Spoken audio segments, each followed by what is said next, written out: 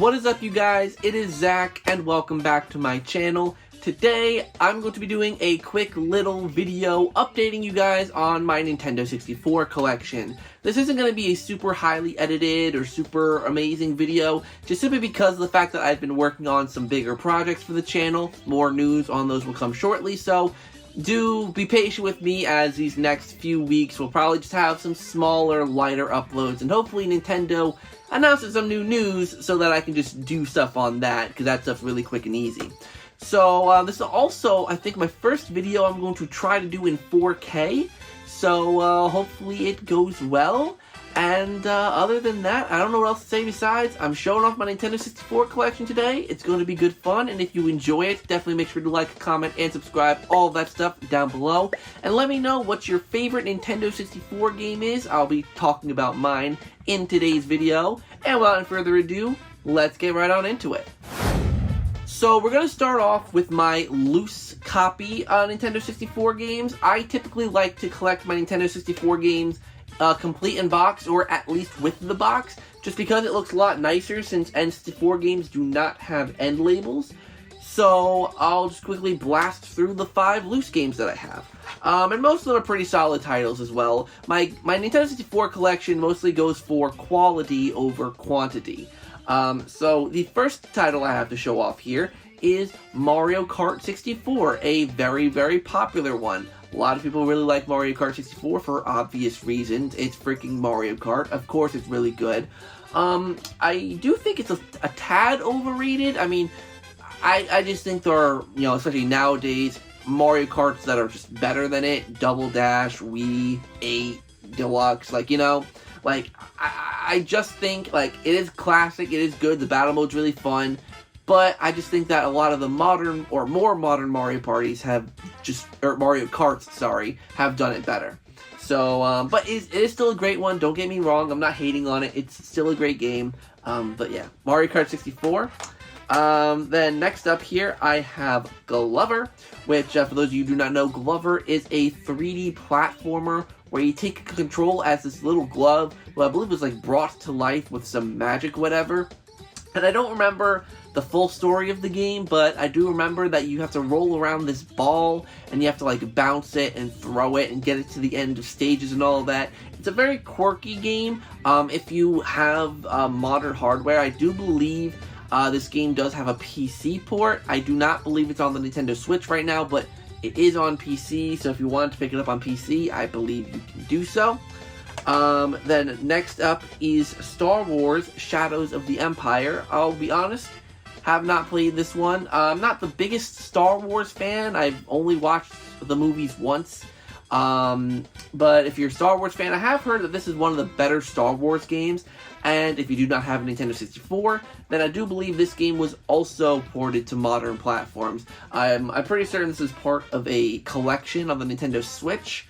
I could be mistaken, but I do believe you are able to play this on the Nintendo Switch. So, if you want an N64, it's pretty cheap, or if you want it on the Nintendo Switch, I believe it's in the collection. So, there's that. Then we have Pokemon Snap. This game is all about taking pictures of Pokemon. There is the new Pokemon Snap that is on the Nintendo Switch, but this is the OG, the one that started it all, I guess.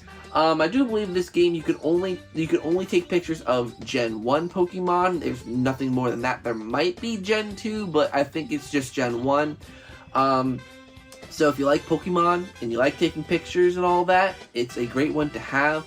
I don't think this one's on the NSO app. I'm trying to remember if this one's on NSO. It might be, it might not be, but it's a pretty fun one. If you don't really care for the traditional Pokemon style, but like the designs of all the Pokemon, it's a cute one for you to try out. And then we have a certified classic on our hands here with Goldeneye 007.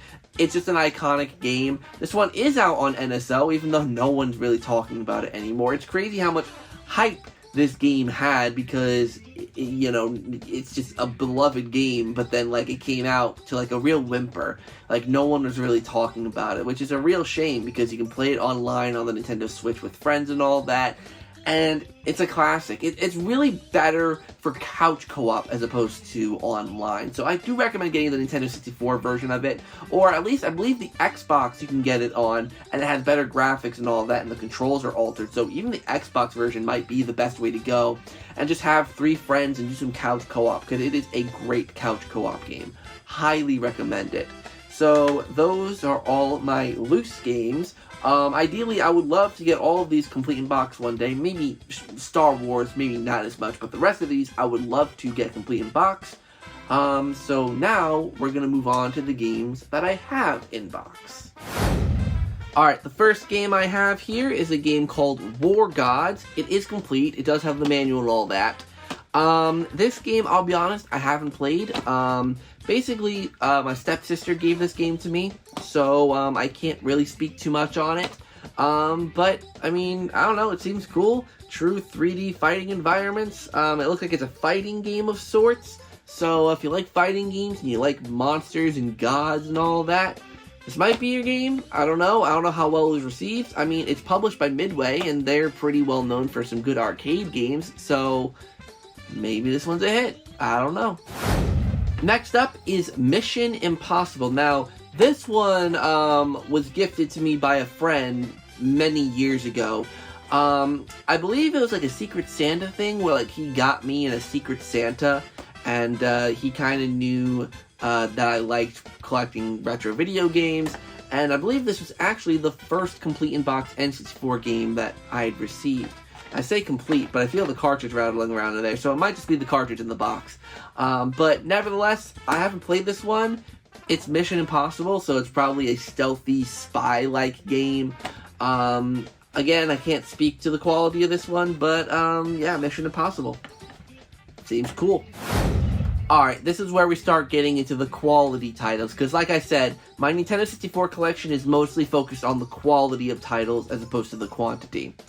We're going to start off strong with Super Mario 64. This one is not complete. It is missing the manual, I am pretty certain. But Super Mario 64 is an absolute classic. It is the first 3D Mario game, and it's a real great one to start off with. I do think it has not aged the best. I think it's aged quite poorly, to be honest. So I think literally every single 3D Mario game that came out after it is better, including Sunshine. But you can't knock it because it is the first one. It's the game that pioneered the 3D platforming genre, and it is a great one. And if you are a collector, if you like Mario, it is a must-have in your collection, of course. Next up is Diddy Kong Racing. This one is another classic. I honestly like this more than Mario Kart 64. Main reason being that I feel like this game just has a little more to offer. Like it doesn't have like the battle mode that Mario Kart 64 does, but it does have a really cool single player campaign, which feels very different than what Mario Kart offers, and even has not done. Mario Kart has never done what this game did. Plus, there's multiple different vehicles that you can use. It's not just racing on karts. You can use hovercrafts, you can use planes, and it varies up how you traverse each track, and it's very interesting. Plus, you play as Diddy Kong and Banjo and Conker. And, there's a lot of great characters in this game, and it's definitely got its own unique charm, and I do highly recommend this one for anyone who likes racing games. I know they ported this game to the Nintendo DS some years later, but they had to take a lot of things out because I think by this point Rare and Nintendo had parted ways because Microsoft bought them up.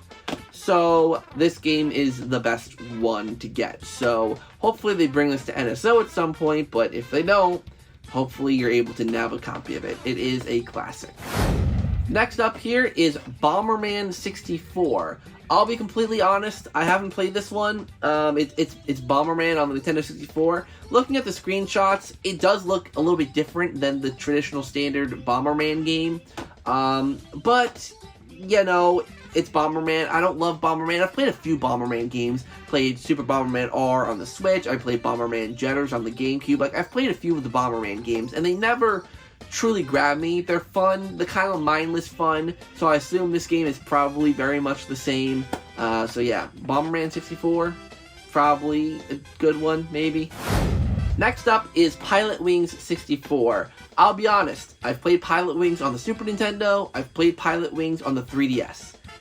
Haven't played this one, but I assume it's probably much of the same, because Pilotwings on the Super Nintendo and the 3DS are pretty similar. They're basically like water sports, and sports that rely on flying and all that. It's very summery, you know. It's you're doing stuff like, flying through rings or skydiving or, just stuff like that. Just like simple, ordinary sport.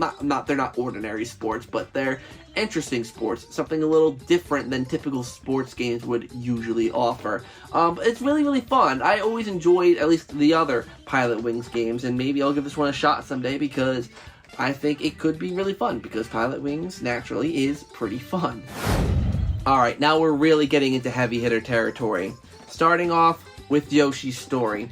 I know this game is very divisive. Many people say it's good, many people say it's bad. Lots of people have different thoughts on this one. I think this is one of the best Yoshi games, being honest. I really enjoy it. It kind of has that crafted aesthetic, like Yoshi's Crafted World does, except it goes for more of a storybook approach. The way this game is structured is very different. You're not going from point A to point B in each level. Your goal is to collect a certain amount of fruit. The lives are indicated by how many Yoshis you have left in your group, because after you die, your Yoshi gets taken, and then you have to rely on the other Yoshis. It's very interesting, and I do really recommend this one if you like Yoshi games. If, maybe Yoshi's Crafted World or, whatever was too easy for you, this game's a bit harder. I find this one to be a bit harder. It's a little more confusing just because, like I said, the structure of it is so kind of different and kind of wonky. But it's got a unique charm to it. The music in this game is cute. I know a lot of people usually complain about Yoshi music, but I think it's cute in this game. But yeah, Yoshi's Story, absolute classic. I really love this game. Next up, The Legend of Zelda Majora's Mask. I freaking love the box art and everything about this game. It is the collector's edition, so it's got like the lenticular cover on the cartridge. And it's the gold cartridge. But Legend of Zelda Majora's Mask, honestly, I haven't played this game in a while, being completely open. I haven't played it since the 3DS remake came out like a decade ago. So I really do need to replay it to update my opinions on it. But even the last time I played it, I got stuck in the ice dungeon. But I love everything this game does. I love that it tries to be a little different. It goes for the abstract. It's not your standard Zelda game. Because I'll be honest, when I did play, and back when I did own, because I do not have it anymore, but when I did own Ocarina of Time, I just could not get into it. I don't know what it is. I know a lot of people are going to give me flack for it, because Ocarina of Time is a very popular game, but I couldn't get into it. But when I picked up Majora's Mask, some of the mechanics are tough, but I enjoyed it more because I liked the world more, and I liked the story, and I found the characters more interesting, and I just found the game to be more interesting on the whole. And I don't know, like, it's a really charming game. It's something it's probably up there on the games I really want to go back to and give another shot. But yeah, Legend of Zelda Majora's Mask, very happy to have this game complete in box. It's such a cool box. This game's cool. I like it. Alright, I'm gonna bang out a trifecta of games here. We got Mario Party 1, we got Mario Party 2, and we got Mario Party 3. The whole shebang, all three. I love all of these games. I'm so happy that I own all of them complete in box now. So let's go in order, talk about each game. Mario Party 1. It's rough. It's got its rough edges. It's got its things that people don't like. It's definitely one of the most, if not the most, BS Mario Parties out there. There's so much this game does that just f**ks you over every single time you play it. But that roughness kind of gives it its charm. It's the first of the Mario Parties. It's the one that started the franchise, and you know, you can't really fault it for not being good at something that it hasn't even done yet. These things sometimes take time to perfect and to refine, and that's where games like Mario Party 2 came in, where Mario Party 2 took what Mario Party 1 did, refined it, fine-tuned some of the things that weren't great and just made it better. It basically was a revised version of the first one. The boards in Mario Party 2 are so much better. The mini games include the good ones from 1, and then a couple new ones thrown in. Like, it's got so much good going for it. Plus, all of the characters wear these cute costumes whenever you start a board up. It's great. How do you improve from this? And that's where Mario Party 3 comes in. You add 2 new characters, being Daisy and Waluigi. You introduce some really freaking clever boards that do some different mechanics, like Spiny Desert with the Mirage Star. You know, like, there's some different mechanics thrown in here. And there's also the really cool story mode. There's the duel mode that was introduced. You know, you can hold up to 3 items in this one, as opposed to 2, where you can only hold 1. It was just such an improvement, and each game improved over the other in such a great way. And I do think that all 3 of these games are great, and if you are a fan of party games and Mario, you have to own all 3, because each one of these experiences is very, very different. And, you know, it's hard for me to say which one is... I mean, I think 3 is just definitively the best, but 3 wouldn't be what it is without 1 and 2, you know? So, yeah, Mario Parties 1 through 3, so happy to have these complete in box. Lastly, but surely not least, Banjo-Kazooie and Banjo-Tooie. Let's talk about Banjo-Kazooie for a second here. This is my favorite Nintendo 64 game. Easily my favorite Nintendo 64 game. The platforming feels very refined. Yes, the game has its flaws. I mean, the main flaws that it has is, the main one I can think of is the music note collecting. If you die, you have to collect all the music notes again. That's the only flaw I can really think of for this game. Like, yeah, the controls are naturally going to take a little bit of getting used to because it's on the Nintendo 64, and the Nintendo 64 controller, as we all know, is a little jank. But it's Banjo-Kazooie. The level design, I think, is very tight, very good. The music, god tier. Grant Kirkhope did such an amazing job composing the soundtrack for this game, obviously. It's just a great game. Let's talk about Banjo-Tooie now for a second. Now, Banjo-Tooie, I feel like missed its mark a little bit by trying to do a little too much. Not saying Banjo-Tooie is a bad game, not in the slightest. I still really enjoyed it. Even when I was a kid, I actually preferred Tooie over Kazooie because of the multiplayer mode. Banjo-Tooie has a really stellar multiplayer mode, and, you know, it is something that, like, as a kid, you know, you love playing games with your friends, and having that multiplayer mode gives it a little more replayability. But my issue comes with the single-player experience. I find the worlds a little too complex, a little too big. See, with Banjo-Kazooie, you can just kind of hop in, explore a little bit, and figure out what you're supposed to do by just looking around a little bit. Banjo-Tooie, I feel like there's too much needed. It's a little too much. It's not like, you know, there's too much to collect. It's not really that. It's just that the worlds are a little too open. And I don't know if that's a popular opinion or what people think. I mean, I know Banjo-Kazooie is typically the more favored one, but I don't know if people have the same problems with Tooie that I have. But nevertheless, I love both of these games to death. Don't get me wrong. But I think Kazooie just is a certified classic and is a must-own. And of course, if you have like an Xbox Series X or an Xbox One or even a 360, you can get both of these games on Xbox Live Arcade, and they are much improved because they're widescreen, they got better graphics, and there's quality of life improvements like music notes. You don't have to recollect them when you die. So, games are great, love them to death, love them. So there you have it, guys. That's my Nintendo 64 collection. I'm not holding them all because that would just be effort. Mostly doing this just for the thumbnail. But what's your favorite Nintendo 64 game? Obviously, like I said, mine is Banjo-Kazooie. But honestly, my Nintendo 64 collection has come along so nicely over these past few years. It's really hard because game collecting is naturally a very expensive hobby.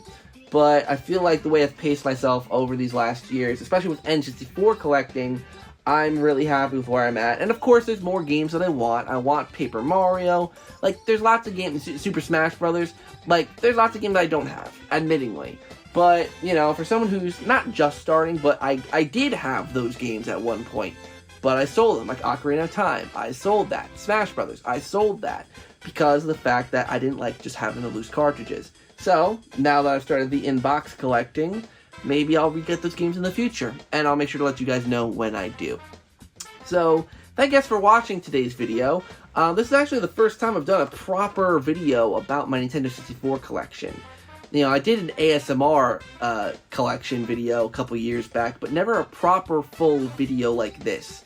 So hopefully you enjoyed it, and subscribe if you want to see more. So until next time, you guys, I will see you all in the next video.